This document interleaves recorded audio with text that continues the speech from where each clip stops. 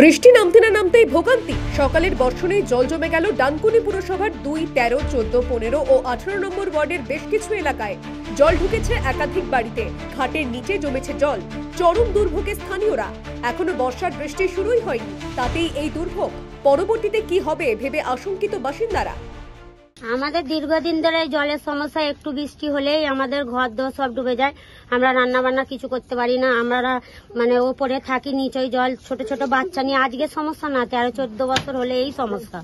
হ্যাঁ, আমরা হাসিনা শবনম চেয়ারম্যানকে জানিয়েছি, আমরা কাউন্সিলরকে জানিয়েছি। আমাদের কোনো ব্যবস্থা এখনো পর্যন্ত করেনি, খালি বলছে সরকারের কাজ, সময় লাগবে। তো 13-14 বছর ধরেও এই সমস্যাটা সমাধান হবে না।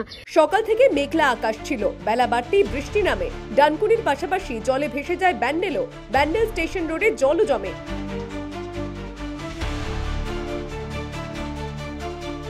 Bureau report, the wall.